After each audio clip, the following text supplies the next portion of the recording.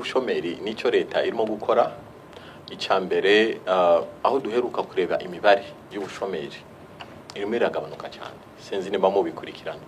Imibare y'ubushomeri imyaka ishize umwaka umwe imyaka ibiri irimo iragabanuka cyane. Aho meruka kureba yarigeze kuri 11%, shano no kuba yongeye kumanuka simbizi, kandi tuva kuri hafi mu gihe cya covid yari kuri 22%, 23%. Urumva ko ingamba z'ubukungu no gufasha ihangwa ry'imirimo zirimo ziratanga umusaruro. Ariko leta muri rusange hari za sekiteri imirimo tuba twifuza ko ihangwa mu buryo bubiri, kandi nabyo turimo gushyiramo imbaraga. Hari uburyo butanga imirimo myinshi, imirimo myinshi cyane mu buhinzi. Iyo turimo gushyira imbaraga mu buhinzi tuba tuzi ko hari buboneka imirimo myinshi mu buhinzi, mu bikorwa by'ubwubatsi, mu bikorwa by'inganda zimwe na zimwe tuba tuzi ko imirimo myinshi iri buboneke. Iyo tubonye ko ubukungu butera imbere, iyo tubona ko ubuhinzi burimo burazamuka, tukabona ko ibyo kubaka birazamuka, leta natwe tuba twabishyizemo uburyo bwinshi, imirimo iraboneka. Rero tuzabikomeza, twanabikomojeho mu mushinga w'ingengo y'imari twagaragaje umunsi. Ariko tukanifuza n'imirimo twita ko iri high value, imirimo yitwa ko iri high value. Imirimo iri high value tuyibona tunyuze mu buryo bubiri. Icyambere ni amashuri, kwigisha abanyarwanda bakagenda barushaho kugira ubumenyi, kandi ubumenyi buhanitse. Tugashora mu bushobozi mu mashuri ya TVET, banabikomojeho gato abadepite, amashuri ya TVET, ishuri rya coding academy, mwumvise ko turacyashora mu shuri ya coding academy mu ma university, kwiga muri university. Twarangiza tukanafasha mu gukurura ishoramari rikora investment mu high value investments, kugira ngo imirimo iboneke muri ingengo y'imari birimo, kandi tumaze igihe tubikora, n'imibare irabigaragaza. Amafaranga IMF cyambere ntabwo ari amafaranga IMF, tumvikanye program IMF mbere yuko itanga amafaranga ngaya tubanza tukumvikana, hakakorwa assessment, tukareba uko ubukungu bwacu buhagaze, bakayaza politiki n'ingamba dufite zo kugera ubukungu. Babona ko bimeze neza, ariko ntago byemera neza ngo tugarukira aho ngaho. Biba bimeze neza, tukanagira ibyo tumvikana tuzafatanya gushyira mu bikorwa mu myaka 3 imbere. Twabyumvikanaho neza bikitwa ko tumvikanye. Ni byiza rero yo tumvikanye na IMF, ni ukuvuga ko nirindi jisho cyangwa ni indi partnership ibigaragaza ko ibyo dukora bifite icyizere ko turimo kubikora neza. Ariko byo tumvikanye muri uyo mushinga, muri iyo program, bikazana n'amafaranga. Amafaranga $250 ari mu bice bibiri. Harimo amafaranga miliyoni hafi 150 azadufasha muri budget isanzwe yo gukora ibi byose tumvikanye uyu munsi, n'andi miliyoni nk'iya 100 azadufasha mu bijyanye no na reserve amadevize kubera izi ngaruka z'intambara yo muri Burasirazuba bo hagati. Turabona ko hashobora kuzaba ikibazo gishobora kutugiraho ingaruka ku bijyanye n'amadevize. Ayo mafaranga rero azadufasha kuziba icyo cyuho kiramutse kigaragaye kibaye. Unganire kuri ku bya petroli, amafaranga twashizemo angahe?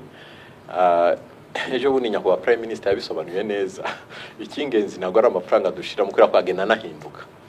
Ikingenzi ni ibintu bibiri: kubona ko icyambere ibyo dukeneye hano mu gihugu tutabibura cyane bikomoka kuri petroli, kugira ngo ubuzima bw'igihugu bukomeze, no kunganira ku buryo cyane za services zikoreshwa n'abantu benshi kandi bashaka kuba bafite ubushobozi bukeya, zunganirwe bikajyana n'ubushobozi bw'igihugu. Ubushobozi ni assessment duhora dukora, ntabwo twari twabiteganyije.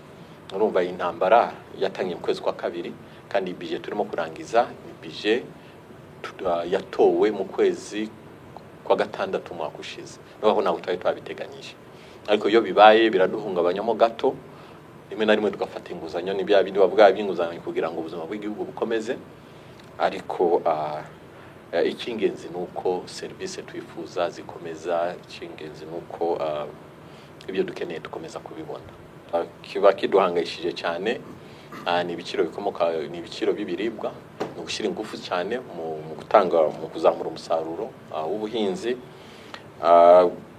kugerageza gufasha cyane cyane transport kugira ngo transport ikomeze kubera ko transport ni ifasha abantu gukora no gufasha abacuruzi cyane cyane abacuruzi bikomoka kuri petroli kugira ngo bitabura izo nizo ngamba eshatu zikomeye dusa nkaho turimo gushyiramo imbaraga icyo twababwira nuko nta kibazo gihari kubera impamvu ebyiri impamvu ya mbere nkuko twabigaragaje hafi navuga 90%, twavuga 89 n'ibice sinzi bingahe ku ijana by'inguzanyo hafi 90%. Inguzanyo dufite ni inguzanyo zitwa concessional loans. Rwako ni inguzanyo wiguriza uyu munsi ukazishyura nyuma y'imyaka 30 imyaka 40. Icya kabiri mwiba bifite interest rate cyangwa ikiguzi kiri hasi cyane. Inguzanyo nyinshi dufite ikiguzi kiri muri 0.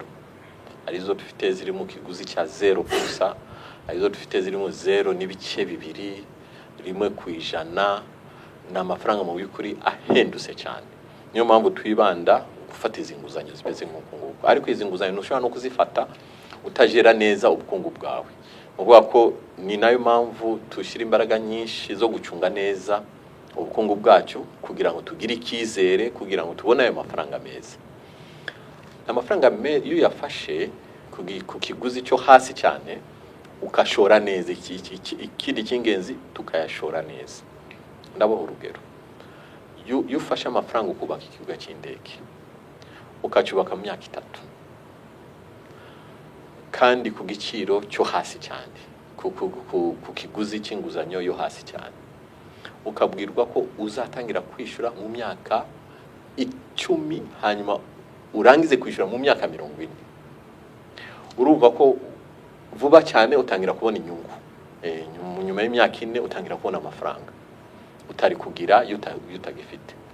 Ujya kugeza mu myaka 10 waragize ubushobozi bwo kwishyura ya mafaranga, kandi ya mafaranga ahendutse cyane, kandi uzishyura mu gihe kirekire cyane, ku buryo kutayafata niyo byaba amakosa kuruta uko wayafata. Nibyo bidufasha gutera imbere. Ahubwo ibihugu byinshi biba byifuza kubona amafaranga nk'uko tuyabona, ariko bikagorana kubera imicungire y'ubukungu. Twebwe navuga ko nta mahirwe dufite, ariko nta mahirwe tuba twakoreye, tuba twagerageje gucunga ubukungu neza, bigatuma tugira icyizere nk'uko mwabivuze, tukabona amafaranga ahendutse meza kandi tukayashora neza, tukabona iterambere ku buryo nta mpungenge dufite ko hazaba ikibazo cyo kwishyura amafaranga.